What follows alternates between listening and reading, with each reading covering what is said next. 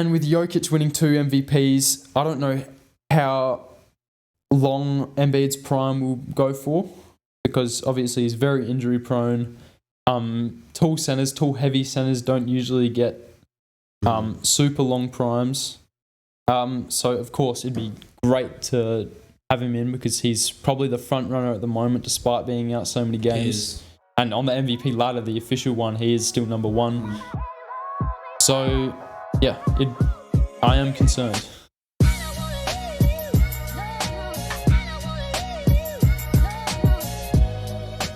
Welcome to the Pick and Roll podcast. I'm Campbell. I'm Max. And basically we're just going to talk about basketball.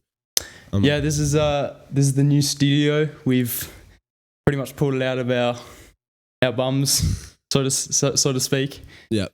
This is all like the previous week. Campbell's been away. Yeah, how was that, by the way? It was very good. Just went down to York's. If you guys know where that is, it's just a lot of beaches. Been getting some tanning in, so it's been nice. But we've pretty much just thrown this together last minute. But we really just want to start the new year by making a podcast. We've both been involved in like basketball and YouTube to some extent for a while. So we just wanted to get involved with the podcast space and really get analytical about the NBA pretty much. Yeah, so an exciting week so far this week. We started it pretty much together. We watched the Warriors versus Nuggets, and it was the game winner by Jokic. So that was pretty nuts. Great start to the week. But yeah, what did you think of the first day of NBA of the week? Because so if you guys are gonna keep on listening, we're gonna recap each week. These episodes will come out weekly. So the first game was the Bucks and the Spurs, which was the Wemby versus Giannis game, which if any of you guys are watching, that was probably the game of the season so far. I was very excited, as if you can see by my shirt. Oh, also, he's a big Bucks fan. Yeah, we've got to introduce our teams. I'm a big Bucks fan. I'm a Philly fan. 2 East rivals. We in real life we hate each other. We're just acting like friends. I don't care for this guy at all. Nah, he goes for the stinky Bucks. Nah, I don't mind the Bucks. The Bucks are undeniably a great team, but I mean it's hard for a Philly fan to go for an Eastern Conference rival. It's impossible. Yeah, I mean we never verse in the playoffs. No, because we always get eliminated in the second round by the Celtics or the Heat. The stupid Celtics. I hate it. Yeah, but it's good so we can have good conversations without being too yes man about it. Yeah, we disagree on a lot of things as well, which I think will make for good podcast. We will. Good discussion. Yeah. Anyway, the Bucks and the Spurs. Highly anticipated. You were watching it. Yep. I'm sure a lot of people were watching it because there were only 2 games on that day. I mean, they're both the freakiest people in the NBA. Like you've got Wembanyama. They can both pick up their dribble at half court and dunk it after 2 steps. Yeah, it was crazy. It was just a game full of highlights, to be honest. The future of the NBA. Legit is, the prime Giannis now, you could argue. And then Wemby, just his first season, he's going berserk. And we're enjoying watching it. You know? Giannis had 44 points, as I'm sure you all know. He had 7 assists, 14 rebounds, 2 steals, and 1 block. Whilst Wemby, on the other hand, had 27 points, 9 rebounds, and 5 blocks. So stats alone will tell you that this was a great game, but you don't truly understand how great it was until you watch it. The back and forth between the both of them was something I haven't seen all season. Something like this is the most entertaining thing that I've seen all season, personally. Yeah, for me especially, because as a Bucks fan, I'm tuning into this game, 10 times out of 10. And you go, we're versing the Spurs. They've only won 5 games. It should be an easy win. But it just wasn't that. The Spurs came to play. They shot very efficiently from the field. I'm not sure if we got the percentage down, but they shot very efficiently. The Bucks weren't shooting very efficiently. Our defense was bad. More on that later. But yeah, we were up by 13 points in the first quarter. I thought, we're going to breeze through this. It's going to be a nice game. Get some stats up. But in total, it says there were 8 lead changes just in the fourth quarter alone in the game. I'm sure there are probably more. But there was one, I think, in the first quarter. So Spurs came off with the lead immediately, and Wemby was the conductor of that, and Devin Vassell, who dropped 34 points, not 40. And so he came out hot. The Bucks then took the lead pretty much for the rest of the game until the fourth quarter, where, Wemby went off. Wemby, he hit a big three. He was protecting the paint like a beast. Blocked Giannis in the final minutes. I hate that as a big Giannis guy, but you have to admit he's crazy. 5 blocks. He's protecting the paint at all costs. The Spurs couldn't get it done. They had a wide open 3 by, I think it was Trey Jones. Yeah. To send it to overtime. Just couldn't hit it. Sometimes, it happens, but the Spurs played a good game and it was a very good game to watch. I remember I had a couple favorite moments because I'm a Bucks fan. Some of my favorite moments on the Bucks side, like Giannis getting some M1 dunks, running the floor. But obviously Wemby blocking Giannis, that's a huge moment. And also him self alley-ooping off the back. That was crazy. Splitting the defenders. And also, this shows how crazy this game was. There's multiple highlights you can keep going. The behind the back one dunk on Brook Lopez. It was not a defender. And it just seemed to be so back and forth. Like, it seemed almost because Wemby was doing the things he was doing, or because Giannis was doing the things that he was doing, either of them had to bite back almost immediately because it was a nationally televised game. So the stakes were super high. Wemby this year has played 13 nationally televised games. He's won 3 of them, and that's 23% of them. Whilst he's the Spurs winning percentage is 16%. So I don't know if there's any correlation there, but Wemby does seem to turn it up whenever a nationally televised game comes on. It is 38-point game. Was that against the Blazers, I think? Sure. And that was nationally televised. So I feel like he sort of wanted to show Giannis what's up. And Giannis definitely had something to say about that, as we saw. Yeah, well, Giannis is the established vet in the league. Obviously, he had a better game as a whole and got the win. You could tell they were both going at each other. They both wanted the smoke, which is what you're going to see with two of the stars of the league. Giannis a superstar. I don't know if we can call Wemby a superstar yet. No. Definitely not. But an emerging star in the league. So it's good to see 2 players going back and forth, not dodging the smoke, and it made for a great game with lots of highlights. Yeah, and part of that was due to both Wemby and Giannis. I'm going to talk about Wemby here. His aggressiveness on offense and defense. So Wemby had 5 blocks and 1 steal, so that's 6 altogether, whilst he had 5 fouls. So that really tells you how much he was getting out there trying to block shots. A lot of that on Giannis, a lot of that on Brook Lopez, and any guard who was silly enough to go on the paint. Because we both know you do not do that with Wemby there. He's leading the league in blocks. So, and on offense as well, despite playing limited minutes, he shot 18 field goals while he usually averages 15.8.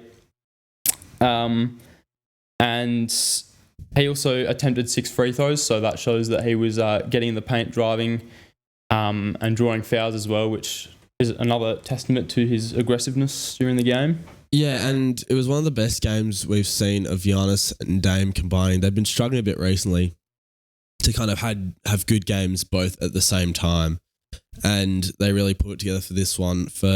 It wasn't a big win like statistically, but due to the Bucks' form and really pulling it out when it mattered most with big performance. I think they both scored, I don't know if you said it before, the last 26 points of the game were Giannis and Dame alone. So it really showed that when this Bucks team gets it right, they really get it right. And obviously they're championship contenders either way. But if they can bypass the issues, then they're one of the favourites. If not the favourite. Yeah. Definitely. And then Wemby just yesterday had a triple-double in 21 minutes. Yeah, with the limited minutes he's being given, I think it's that ankle from memory. But he's playing really well. And, the fans are saying, like, give us more. But on those limited minutes, he's making the most of it. And he's showing why he's a number 1 overall pick. And he's really hitting his form now. I think the Rookie of the Year ladder, he's number 1 at the moment. And in my opinion, he probably should have been number 1 for the whole season. But I think he's away from Chet. Do you think that because Chet and the OKC Thunder have won. They're one of the best teams in the league. We can both say that. They are. Do you think because they've got a much better record and a much improved record since Chet has entered the league, do you think that should be attributed to? I don't know if Rookie of the Year correlates. With MVP, it's easy to correlate like, oh, is your team winning? That's a major stat that they look for in MVP winners. Mm-hmm. But Rookie of the Year doesn't really matter because normally you go to a worse team. But with Chet going to a team that was, everyone knew they had potential. They have picks, they have young talent, and it was only a matter of time, really, in my opinion, before they emerge. And they've got pretty much everyone except probably Giddey in the starting lineup has taken a step forward this year. J-Dub, and with the addition of Chet, that provides additional defense, and obviously Shea is Shea. Yeah. So they're gonna keep improving, and I didn't know if I expected them to take this big a leap, but definitely something that I thought was in the realm of possibility. So I don't think it takes away from Wemby. The record of his team doesn't take away, and I feel like it doesn't add that much when their statistical averages are getting further apart, in my opinion. What do you really think about that one? Well, I think that obviously Wemby was drafted to a worse team, worse situation, and Chet was drafted last year, so the Thunder were in a bad situation 2 years ago, which was the year that determined which pick they were getting in the lottery. But I think, Chet's just been drafted into a better situation where they sort of needed a bit of defense. They had J-Dub, who's a great defender, but really interior defending, just guarding the rim. I think that Chet was the missing piece, sort of. He's only going to improve from here. So Wemby being thrown into a team that doesn't have a whole lot going for them. I'm sorry, Spurs fans. I mean, they do have a lot going for them. They've got Wembanyama. But, they don't have a lot of playmakers, so it's hard for Wemby to get the ball in the spots that he needs them to be. And he's forced to create his own shot a lot of the time. So, I think he's been put in a much harder situation. So that's probably the reason why that doesn't matter. Because I agree with you, it doesn't really matter with their record. I thought it was an interesting take because I heard someone talk about it. I thought, what did they say? They thought that it was a contributing factor. Well, it's definitely a factor, but I don't think it's the be all end all, and it's definitely not the major factor. As a rookie, we've seen even like LeBron as a rookie, like obviously provided great impact, but not like straight away as like a top tier contender in his first year. Anyway. Yeah, of course. But moving on throughout the week, we also have the Ballot of LA, Clippers and Lakers, two teams who are on very different trajectories in the same city. Yeah. So what were your thoughts about that game? So for those who don't know, the Lakers came away with the win, just a 3-point win, a very close game. And this was due to not only LeBron and AD dominating, but the Clippers also had their woes. They shot, 39% from the field. So it was a bad game for them, not an average game for them. They're the best team in the league easily since really the start of December, I would say. Ever since when they got James Harden. Yeah, and they sent Westbrook to the bench. Yeah. They were a little bit cold for the first few games with James, but Westbrook decided that he would run the second unit, which was ultimately the best decision that the Clippers have made this year. Because the Harden-Westbrook pairing, as well as it works in Houston, they were a top 2 seed. I think, did they come out of the West? No, they made it to the Western Conference Finals. Yeah. They lost to... Were they the first seed, though, in the regular season? It was either them or the Warriors. Anyway, with so many ball handlers on the team, I think he was very selfless for Westbrook to go to the bench. And, it worked out very well for them. But back on topic, the game, they just didn't shoot very well, which happens. And the Lakers didn't really shoot that well either. I mean, in the fourth quarter, they had Taurean Prince knock down some shots. They had D'Lo knock down some shots despite having an average first three quarters. And Tyronn Lue, yeah, as I said, they shot badly. Tyronn Lue said they just couldn't get the flow going. So was this a true representation of the way that the West is going? No, well, obviously it was a close game, and in the NBA, there's going to be close games. You're going to lose to people you shouldn't lose to, and the Clippers are red hot, and the Lakers are trending downwards, especially if we bring the Darvin Ham narrative into it. With his inconsistent rotations, and a bit of disconnect between him and the players. It just seems like they're not playing as one unit, as a team, and it's showing in general, not particularly in this game with the Clippers shooting worse than usual. But as a whole, they're ranking 19th in scoring and 24th in offensive rating per 100 possessions, and that just really shows when you've got LeBron and AD on your team, I don't think there's any real way you should be 24th in offense in the league. There are many teams that have lesser weapons and worse shooting, like D'Lo, Taurean Prince. You should be knocking down shots as a whole. Yeah, and that's really the way that the Lakers built their team this season. I mean, they make a lot of moves every season. At the start of this season, they made 9 moves, and the start of last season, they made 7 moves. So they're constantly moving people in, moving people out. And their whole goal, obviously, this year was to surround LeBron and AD with shooters, which they've done quite well in previous years. The year they won a championship, they surrounded them well with good defense, good three-point shooters, and ultimately it worked out. Despite their woes during the regular season, I think often what the Lakers try to do is not be too concerned with the regular season, but really they test out rotations in the first half of the season before the trade deadline, and then they see what needs improving. It's really like a experimental thing with the Lakers every year, and I'm sure we can expect some movements this trade period. But don't you think that if they're playing basketball, which isn't up to their standard, I think it was Charles Barkley who was on TNT the other day. I was talking about the Bucks defense, more to come on that later, but if you're not practicing the brand of basketball you want to play in the playoffs during the regular season, you're not going to get the reps in, and you're not going to be able to execute as high of a quality that you would have liked to in the end. Yes. Do you think that would affect them if they tried to trade suddenly for, I don't know, a Zach LaVine or a Siakam? Would that affect them as a unit? Or would it only make them better if they got the talent? It would make them better, I think, because they're the 7th worst shooting team in the league. One of the worst shooting teams in the league. Yeah, so they're one of the worst shooting teams in the league. And this is like a few players are standouts, like Taurean Prince, been good all season. D'Lo's had a bad year. He's shooting quite inconsistently.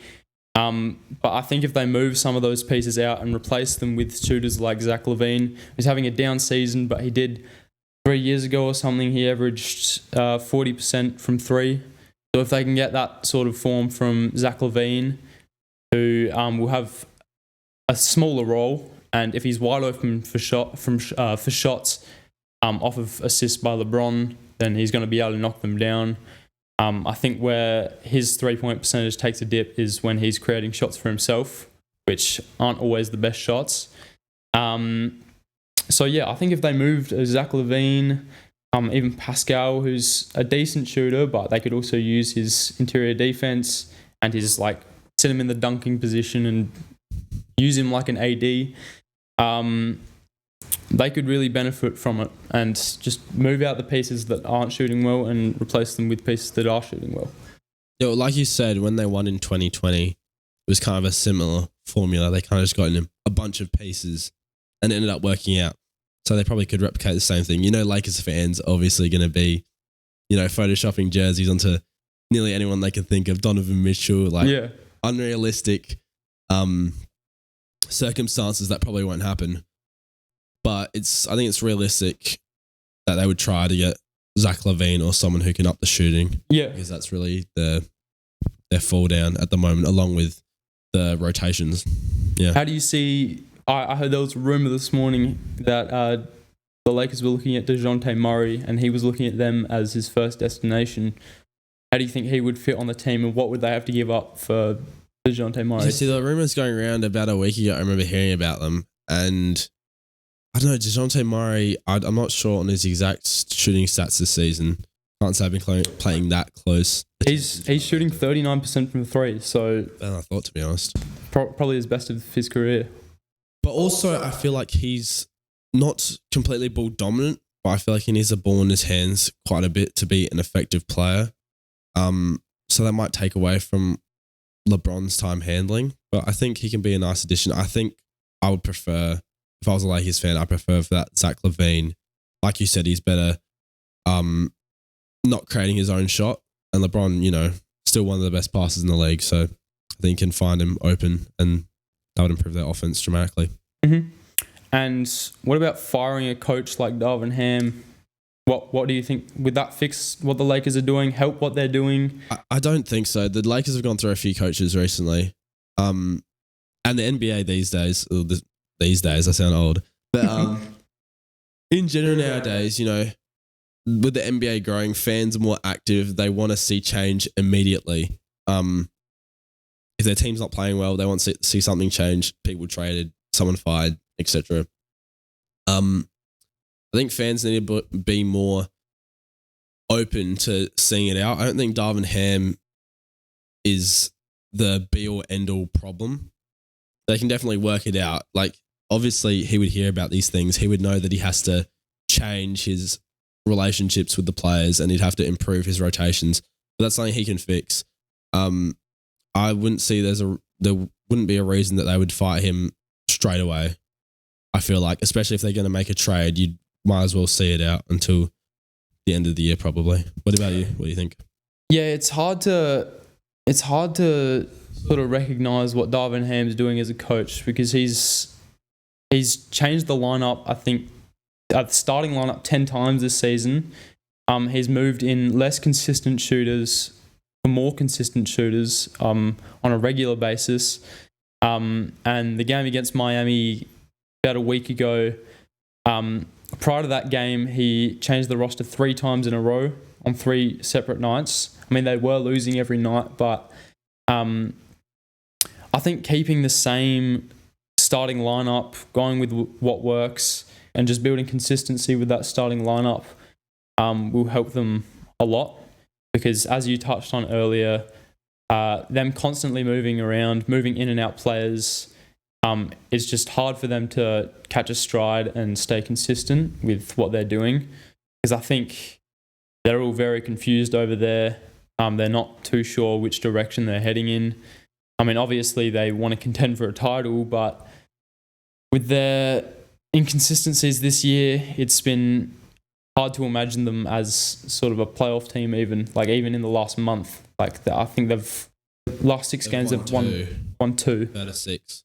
So it's just hard. They got to catch a stride, and whether it's through trading for another player, a higher caliber player, a better shooter, just moving pieces around, because I think they do need to move some pieces around. I don't think they can keep the same roster and rely on them increasing their field goal percentages and shooting better. You're thinking a 10th seed, if they're increasing their shooting percentages, they're not going straight to the 1 seed. Yeah.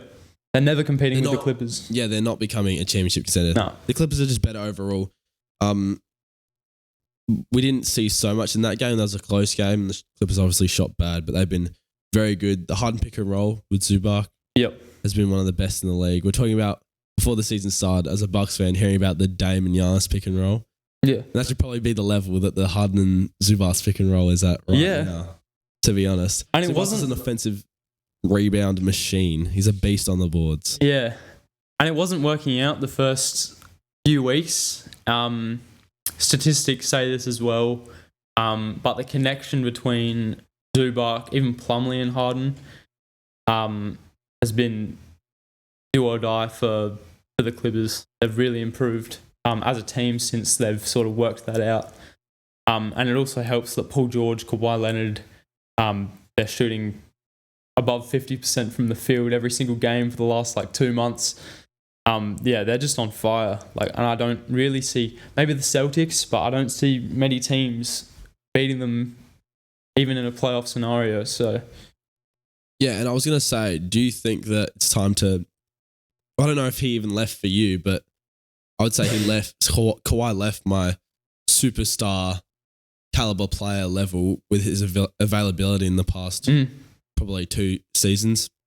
Do you think it's time to reintroduce him back into that caliber of player? I think he was always a superstar. I don't personally. He had the capacity to be, but just availability wise, he wasn't on the level as the other top 10 players in the league. He was almost forgotten, in my opinion. I know what you mean, and I think he's played.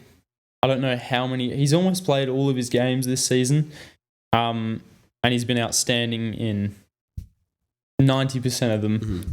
So, due to their team success, him playing so well, especially in the month of December, I think absolutely. I think he's on even a higher tier than Paul George, because Paul George, he's turned it on recently, but Kawhi has been much more consistent this year as a whole. And defensively, he's still one of the best defenders in the NBA. So yeah, and I agree that I think it's time to bring him back into that conversation with availability. But we know the Clippers. We know their success is going to come down to their availability at the end of the day, and who they can put on the floor the majority of nights, especially during the playoffs. But what do you think the ceiling is for this Clippers team? I was thinking this earlier today. I think that if the Clippers worked it out earlier, say in the off-season they managed to pull off the Harden trade, obviously it probably wouldn't have worked, but hypothetically, if they did pull the Harden trade off, they worked it all out earlier, they would be, I forgot what the head over heels. Head over heels, yeah. The best team in the NBA. Better than the Celtics. They would be the clear favourite to win the championship. Wow. Be cool. I don't know if I go that far, but it's definitely looking good for them. They're working it out. And if I was a team in the West, I'd be very scared to come across them in a matchup, especially if they're not the highest seeds. If they're not the highest seeds by the end of the season.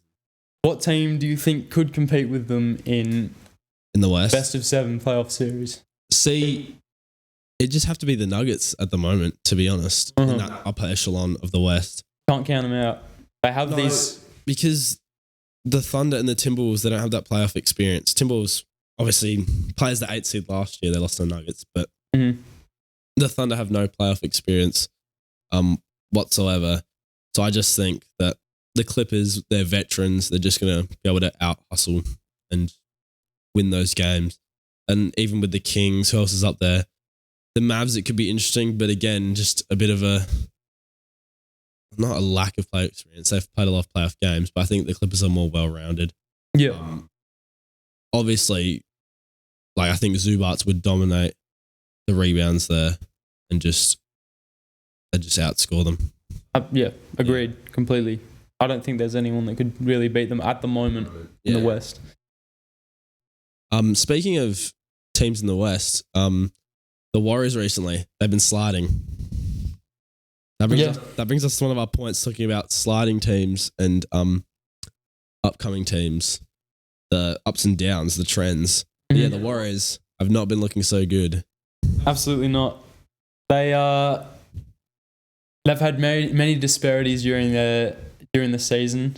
It started off with Klay Thompson and Andrew Wiggins playing terribly. Obviously, Klay Thompson touched on that, and as soon as he touched on it the next game, he dropped 36 or something crazy.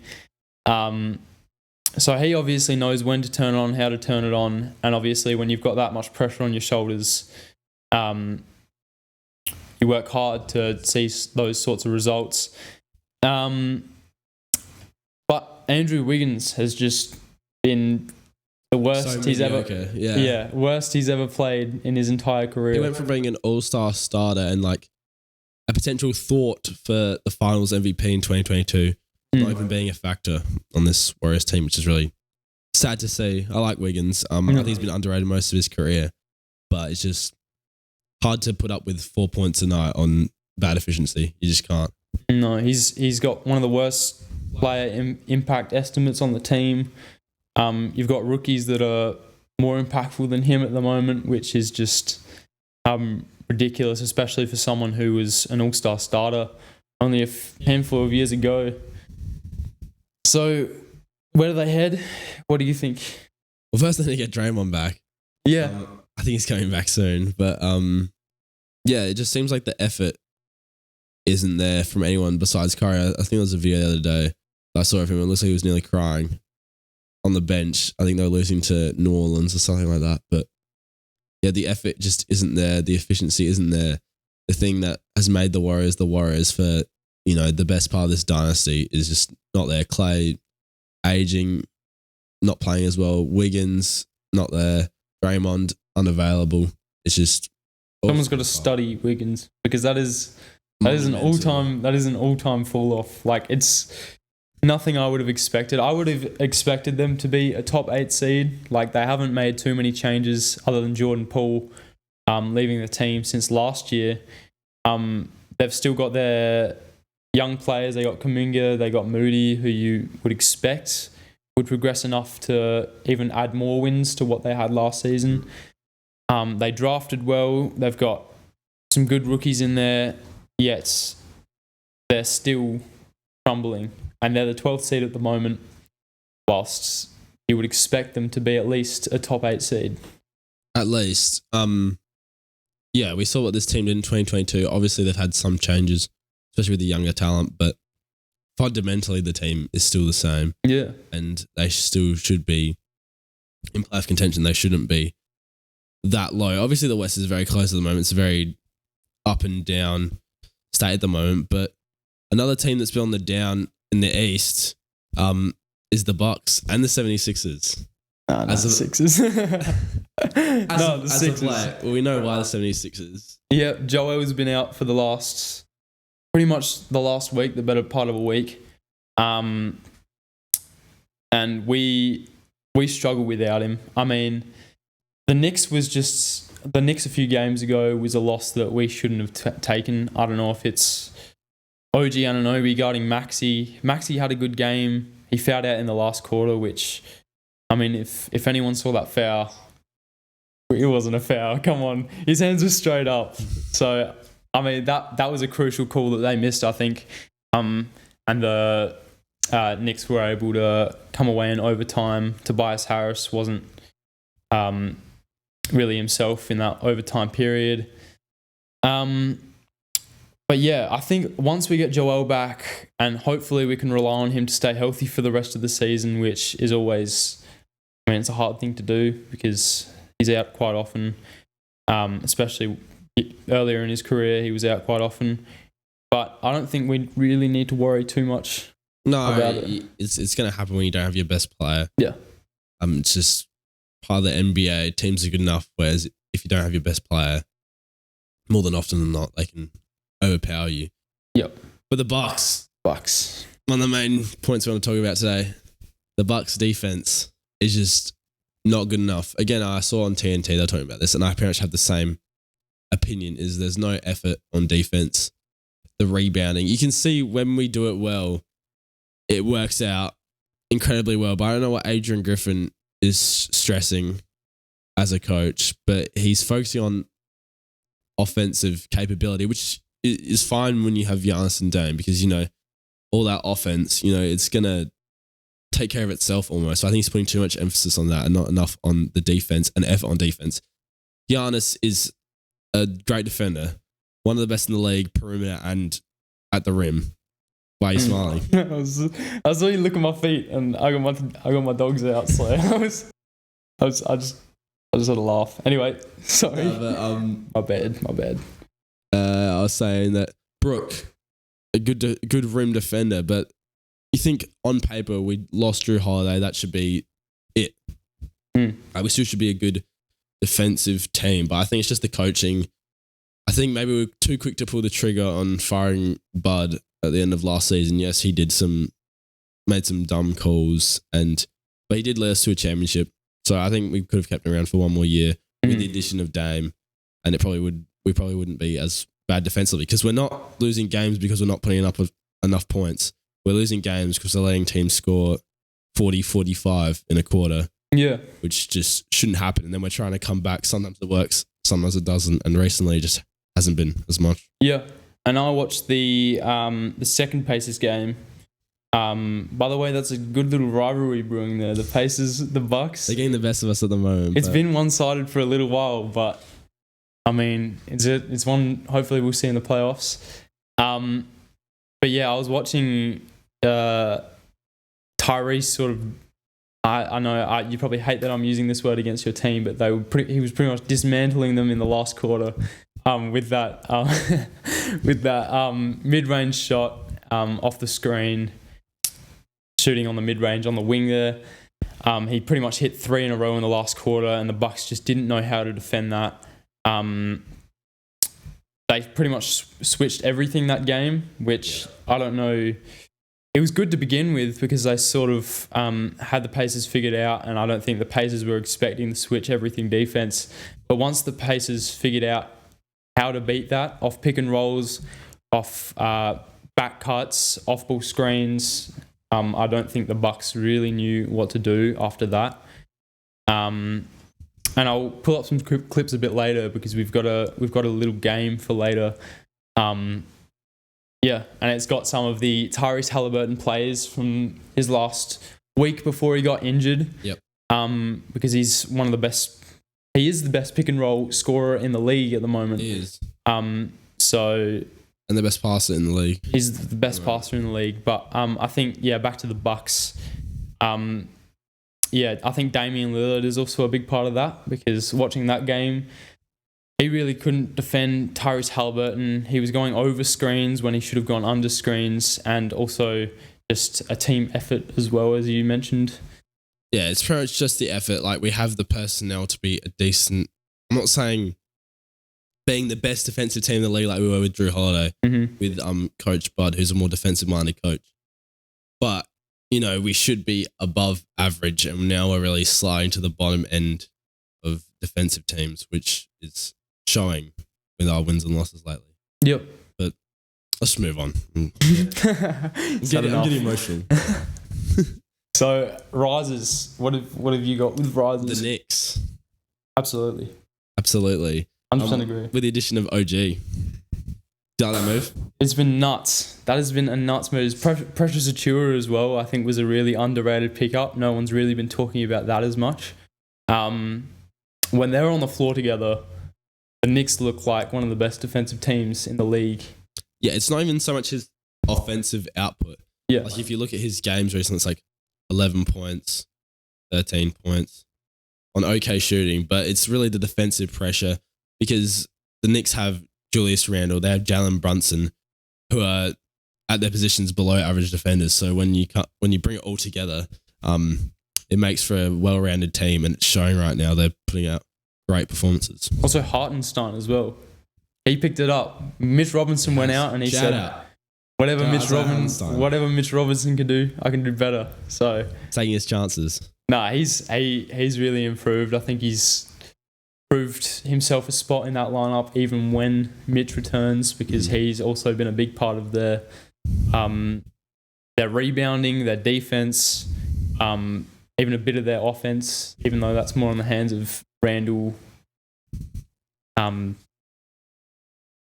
a mind blank. What's his name? What's that dude's name? Who are you talking about? I'm seeing his face. The point guard, motherfucker. Who? Not Bronson. Let's cut that bit out. Yeah, okay. Yeah. Who are you talking about? Bronson, I had a mind blank. Casual. No, cut that out. Yeah, obviously their offense is more reliant on Randall and Brunson.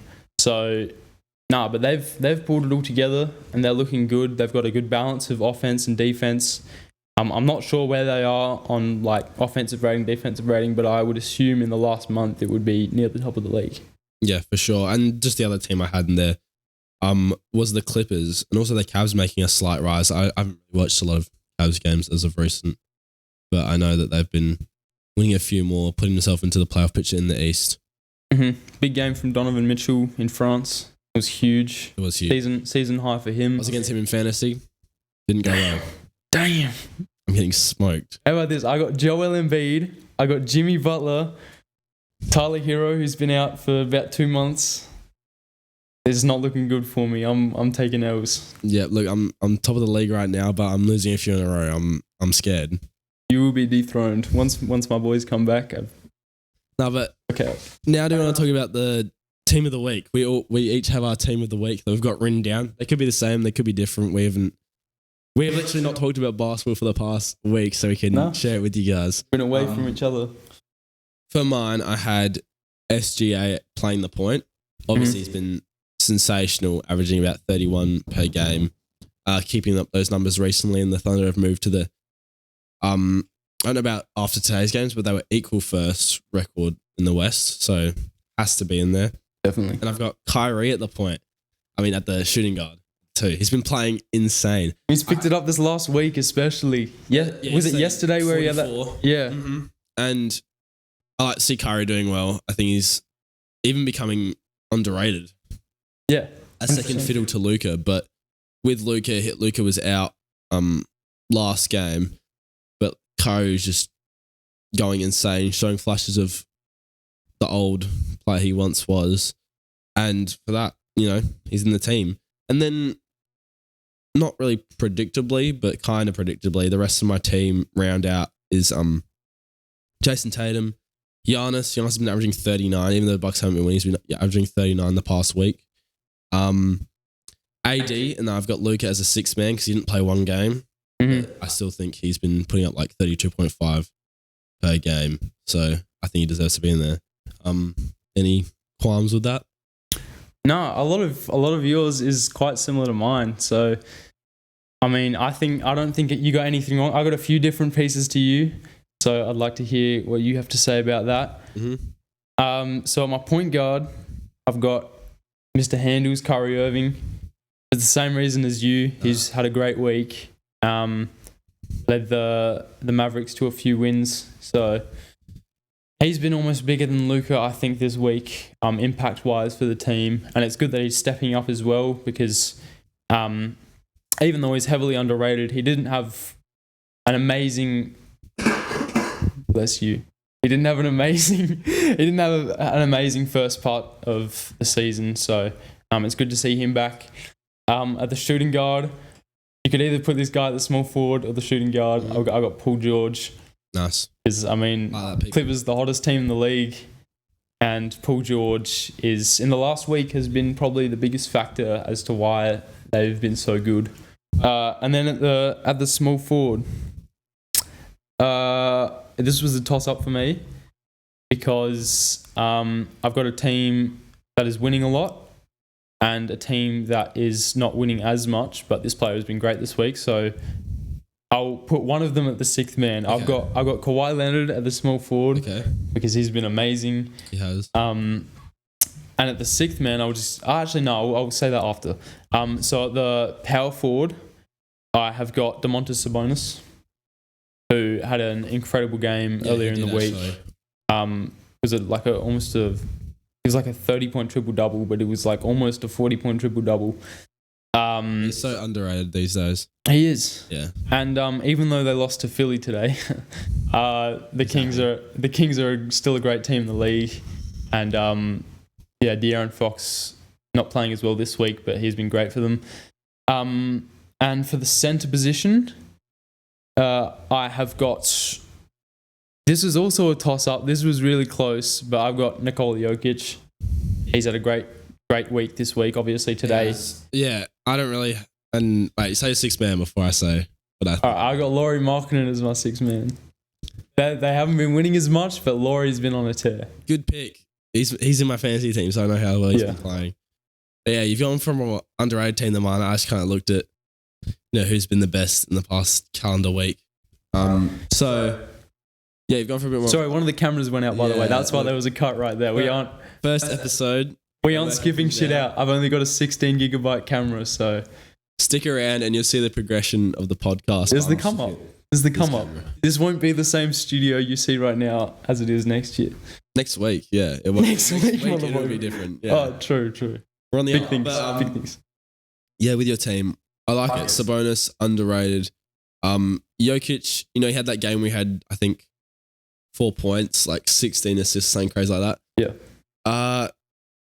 Some might call me a hater, but I don't know how I feel about, shooting 3 times a game when you're the best player on the team. I know he didn't have to, but I feel like would you say other players would get looked at differently if they only shot 3 times a game? I know he's like the offensive output is there and winning, and he doesn't. They won, yeah. Yeah, I know. That's the crazy part. I know, but he doesn't really care about his own stats in that way. But I feel like it's kind of like a different feel when people talk about Jokic than other players. I know he's the best player. He's the best player in the league. But I feel like people talk about him under a different light than they do other players. Yeah, I think because everybody knows how good he is in advanced statistics. He obviously doesn't have really many empty stats at all, despite the huge stat lines that he puts up. And I think that 4-point game was another representation of how impactful he can be without scoring. And he shows the league and everyone else that those aren't empty stats. They come away with the win. He hits open shooters, gets 16 assists, and they win. So he's still almost as impactful without scoring, which is nuts. Yeah, I mean, can't really complain about that pick. It was really a toss-up between those two for me as well. And Paul George and Kawhi, like those picks. The Clippers have been going insane as we talked hard about not earlier. to pick them, honestly. It's hard, but I think you had, would you have Paul George at your shooting guard? Mm-hmm. Kawhi, the small forward. So I just had to put Shea in there with the Thunder coming number 1 seed. That was another toss-up for me. Yeah, and I had to throw Giannis and Tatum. Celtics have been going insane. Mm-hmm. Besides the game the other day against the Bucks. But because they beat the Timberwolves in overtime, Tatum had, I think it was 45. Yeah. A monster game.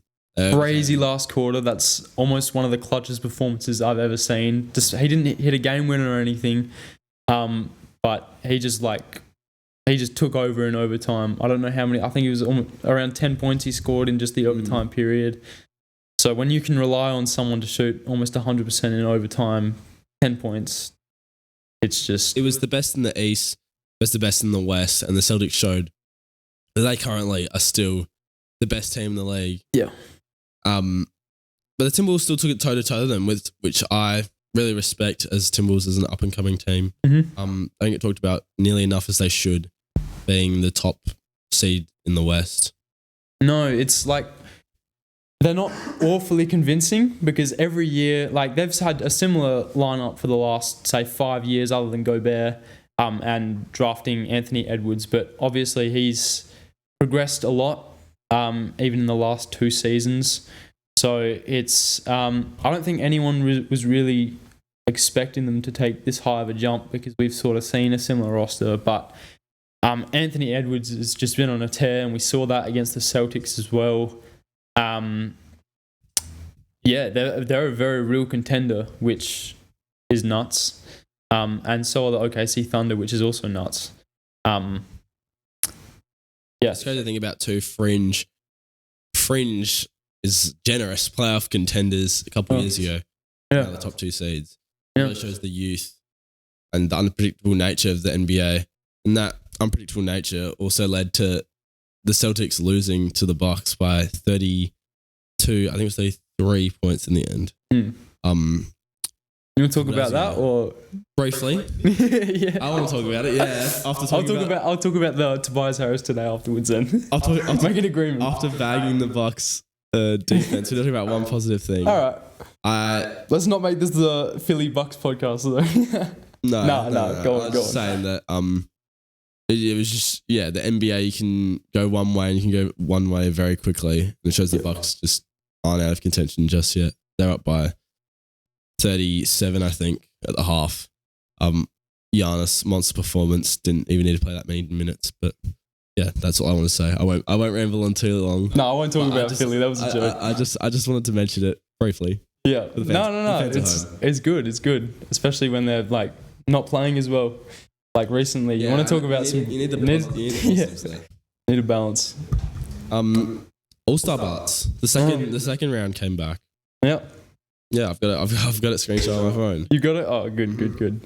What are the surprises for you at the moment? And I'm not sure if anyone's come in since last week. Have there been any real big changes since last week, or no real big changes? You know, LeBron and Giannis are still the captains. There's been a bit of movement in the lower ranks. Like I think I saw Mikal Bridges fell a few spots. Paolo went above him.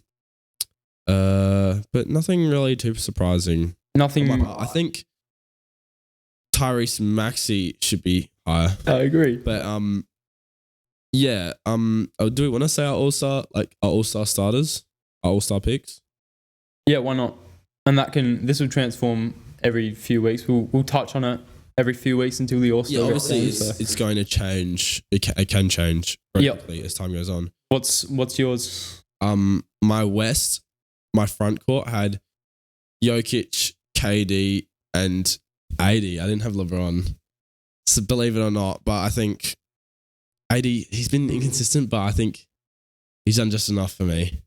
You think he's better than LeBron this season? I think so. LeBron, obviously, he's still one of the best players in the league. He is slowing down a little bit. You know, he has the games, and it's a bit rich to say because AD is not the most consistent player, but AD provides stellar defense even when he's not at the scoring capacity that he usually is. But LeBron has been dropping a few, 13.6 assist game. 13. You got to give it to his percentages though, because he's shooting almost 40% from three, which is the best of his career. And I wouldn't be mad. It was definitely a toss up between those two. I want to include. I put AD just over, and again that could change. And then the guards, I had Luka and Shea, not Curry. Not Curry. I would agree with that as well. Curry has been, I think, with the team struggles, he's hit a bit of a slump. Yep.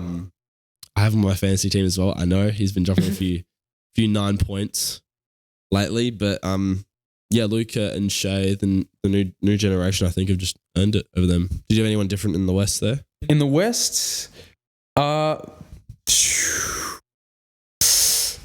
you see, it's like, what's he gonna say? I could give it to LeBron over Anthony Davis, and I think that would probably be the only change that I would implement into that. Yeah. For them, it's really a toss of a coin, honestly, because this is the most available. We've seen him for the last few years, and he's having a great season.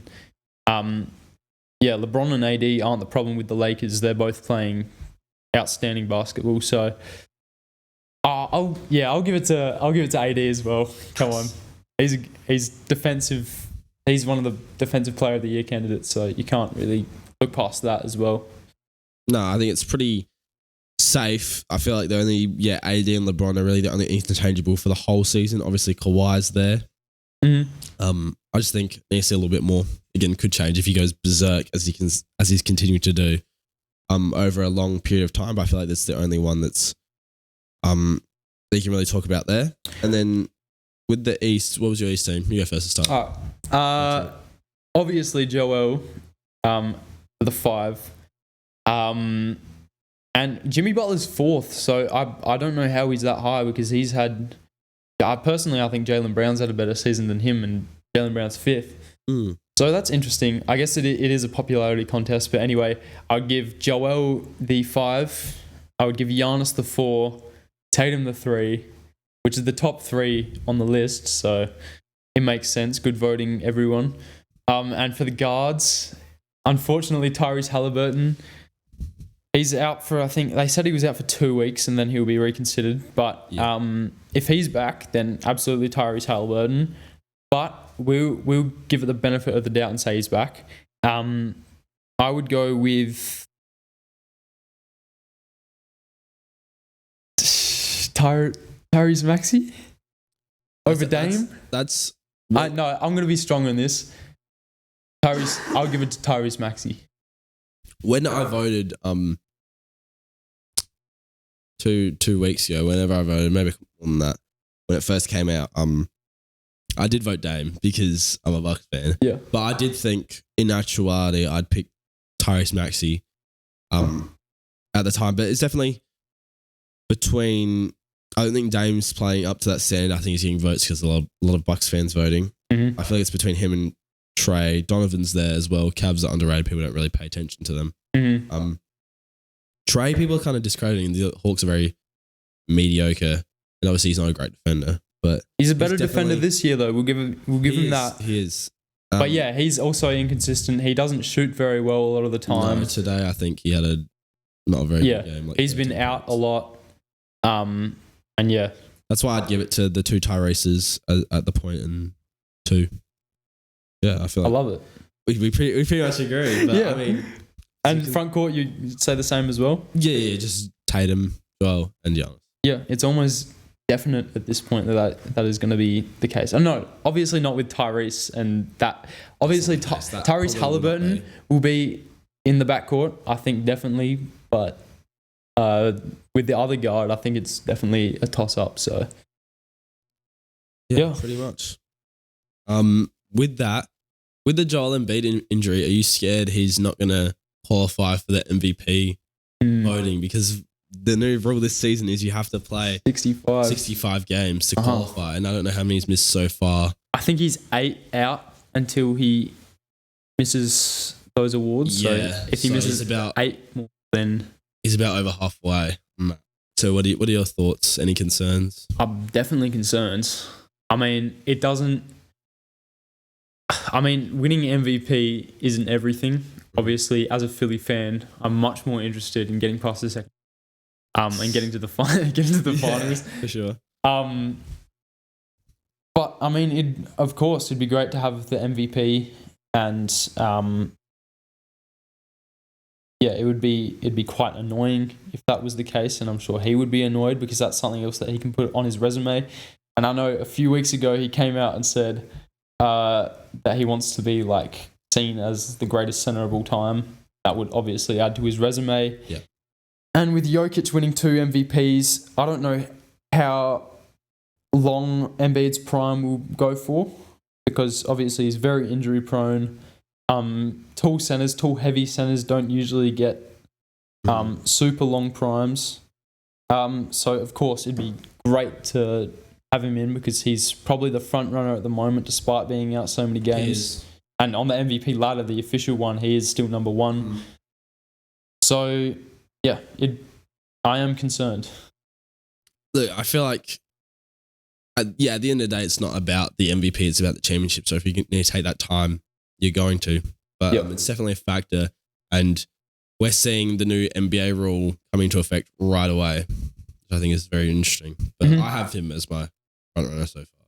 Yeah. And then what about Giannis? You think he should be above Shea, or because that's the only controversial thing that I see about the top 3 at the moment. I mean, Shea's had a great season. What about They're Luka? the 1 seed. Luka? No. With Luka, my criteria that I use, obviously we don't get a vote. This is the first episode of the podcast. I mean, we could. If we come back to this when we get a vote. But, no, we don't. So obviously, I value team success a lot, and the Mavs just aren't as good as the other teams. Yeah, it's just simple as that. Even though Luka's playing it out of his mind, you do need team success unless you're averaging a triple double. Fifth or 4th seed isn't enough, I don't think. 5th or 4th seed. No, you need to be top 3, really. You need to be a top 3 seed, and by far the main contributor to your team, which I think he is. But I think Shea is the contributing clear-cut best. I think head over heels. Yeah, Luka's clear-cut, but and he's the best. They have the best team. I just think the record is the only thing holding him back. But yeah, I'd have Giannis over Shea. Yep. I think even though the Bucks record, they're still the second seed in the East, and they're only 1 game behind Thunder, even with all this sliding at the moment. But Giannis averaging, like I said, 39 the last week, and he's going berserk. I just don't think he's getting the praise because of the Bucks not doing so well on the defensive end. But yeah, what about you? Would you change anything from the NBA.com official ranking? Honestly, no. No? Like, regardless of how well Giannis has been playing, they've lost. And as you said, that is the main. So I don't see him, even after having such a great week, rising whatsoever. Yeah, I get why he wouldn't rise, but I just feel like as a whole, they're still holding on to that second seed. And with their record so close to the Thunder, if you're going to have Shea there, Giannis with better numbers and plays better defense, I just feel like there's definitely a conversation to having him slip into the 3 spot there. I agree. I agree with that. Yeah. We might transition to the game part. The game part. So every week we're going to have... we haven't quite figured out whether we're going to have it spread throughout or at the end, but this week we're going to have a little game section at the end.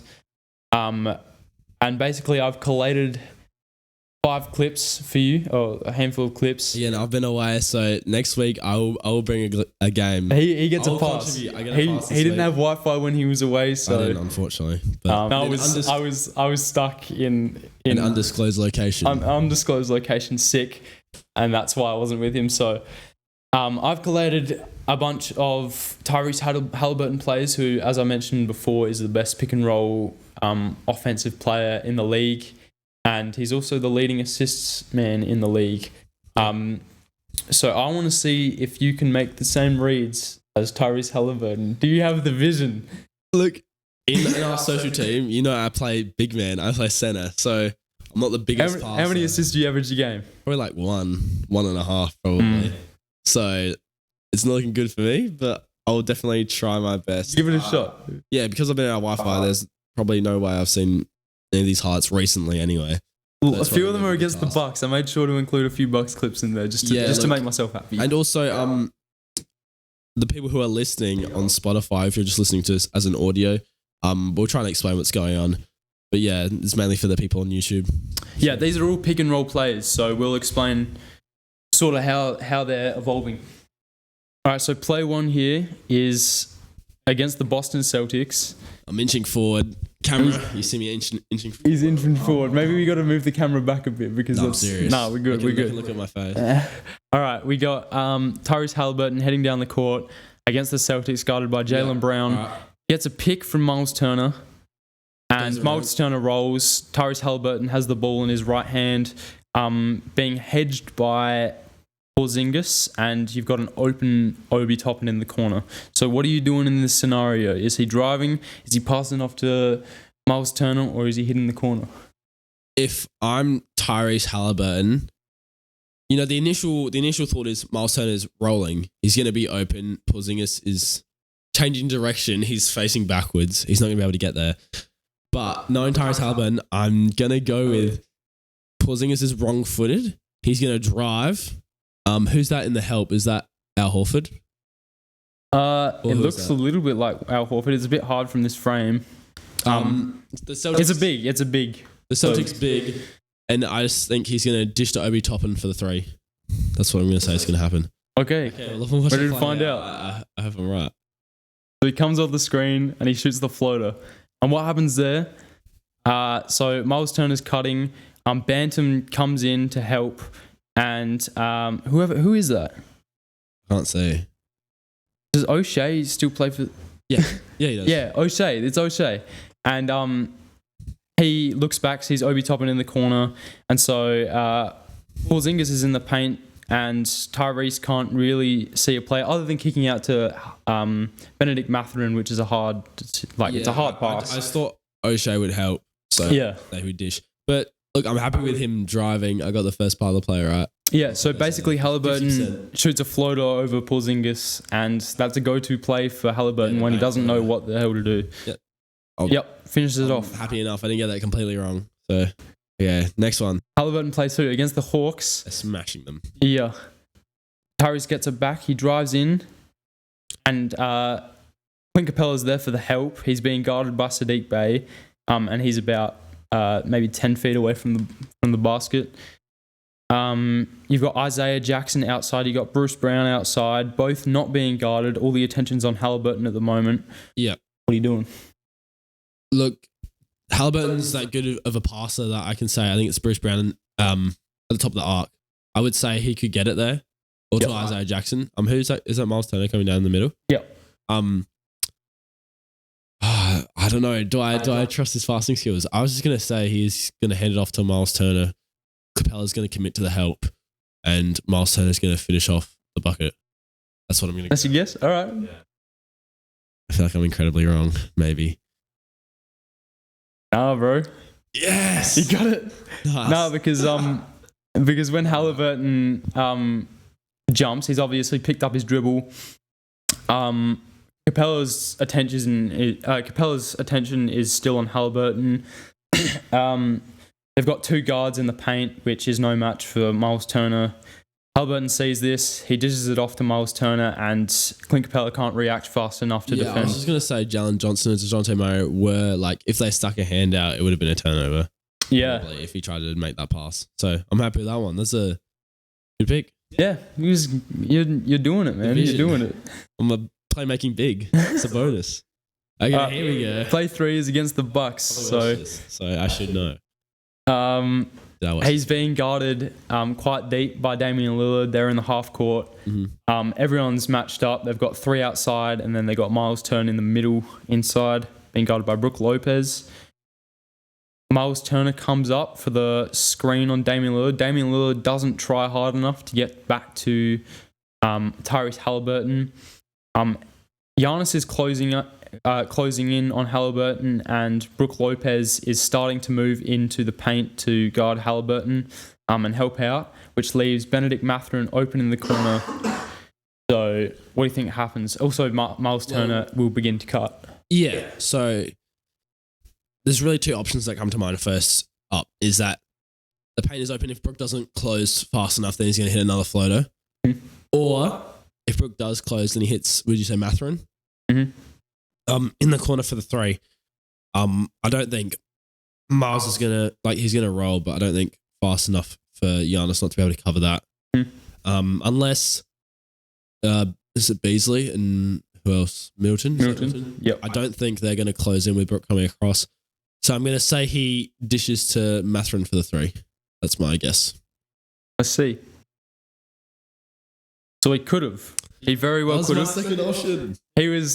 So what he did, Definitely could have.